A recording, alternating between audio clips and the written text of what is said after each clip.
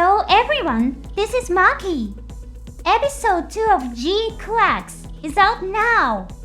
It was packed with all kinds of fascinating moments.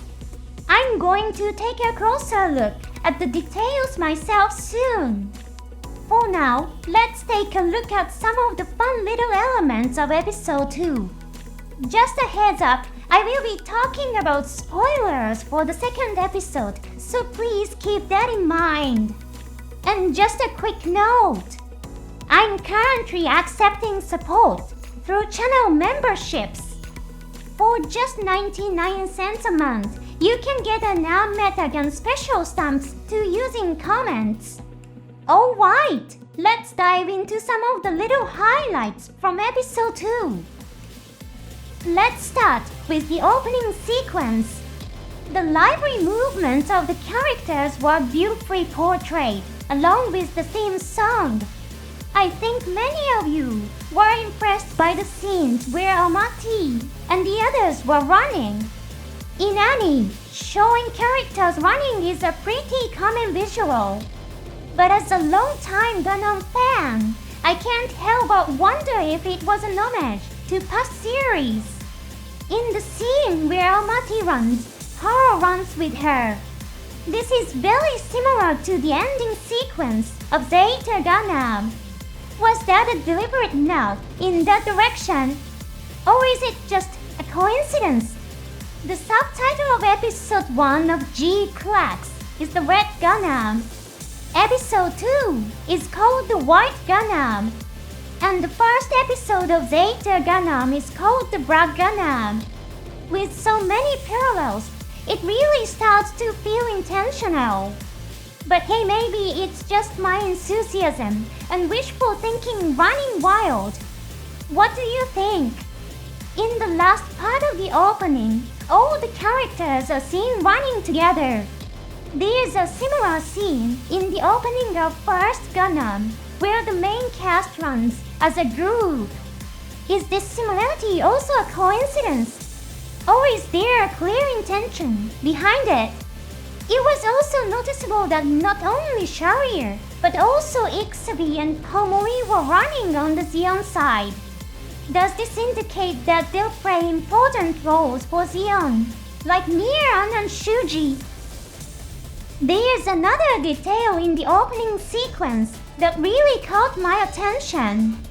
It's the mouth of GQuuuuuuX. Maki falls into the water. Then GQuuuuuuX appears. If you look closely, it looks like the part on his chin is opening. Back in the beginning, there's also a moment during the clown battle where a teammate mentions this mobile suit has teeth. I'm sure some people were reminded of Evangelion when they saw the design. Even though they're introduced as robots, there are many scenes where Evangelions open their mouths in battle and fight like wild beasts, which shocked many anime fans. There are even scenes where an Evangelion devours enemy creatures or bites off the head of a character who's become an enemy. So what is the purpose of GQuuuuuuX's teeth? Also in the opening, the scene where the Red Gundam goes into action really stood out. Once again, it seems to pay homage to Zeta Gundam. It's such a popular moment that I bet many viewers noticed it right away. The Red Gundam fires its head-mounted Vulcan cannon, blocks the enemy's attack with its shield, then pushes through the explosion and smoke with its arms, reveals itself, pulls out a beam saber, and flies forward. This scene clearly has the DNA of the Gundam Mark II shot. It really shows that the GQuuuuuuuX are not only fans of First Gundam, but are also deeply inspired by Zeta Gundam. There are other scenes that clearly show respect for past Gundam series. One of them is the battle between the White Gundam piloted by Charles Neville and the Zero, One Gundam. The White Gundam turns its head 180 degrees and fires its Vulcan cannon. It's a moment that really takes advantage of the fact that it's a mobile suit, not a human. That kind of move reminds me of Victory Gundam. There is a scene where the protagonist also blocks an enemy attack from behind with his beam shield, then turns his head 180 degrees and fires back with the Vulcan gun. It's also known that Mr. Hideaki Anno, who is involved as a scriptwriter, is a big fan of Victory Gundam.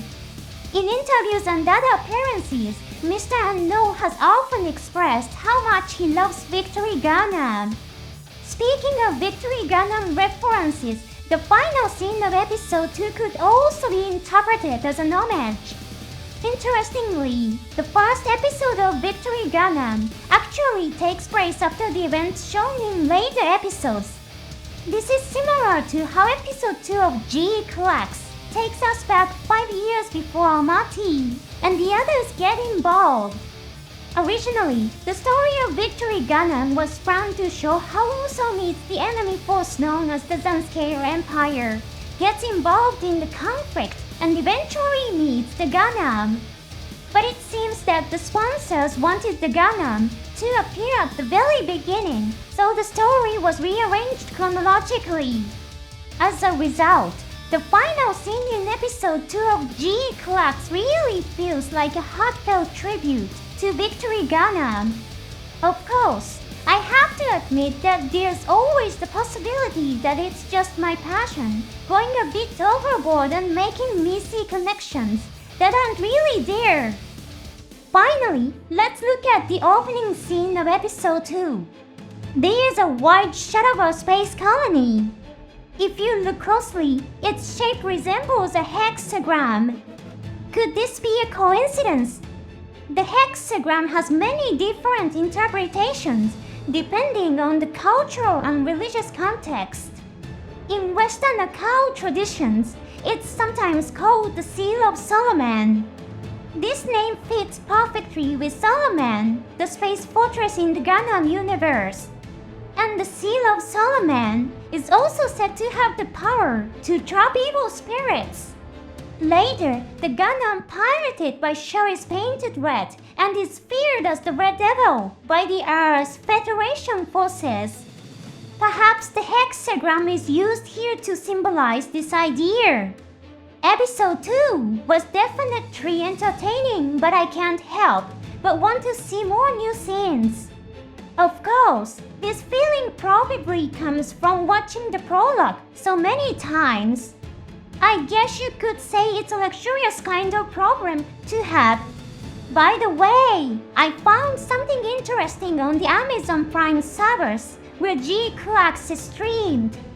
Right next to the title is a label that says Season 1. According to the official pre-release announcements, GQuuuuuuX is supposed to be a 12-episode series. But if we take the Amazon Prime label at face value, it somehow suggests that there could be a Season 2 or more in the future. However, let's not forget the possibility that this is just a labeling error. Still, as a fan, I want to stay hopeful about the possibility of future seasons and keep cheering the show on. Thank you for watching to the end. See you in the next episode.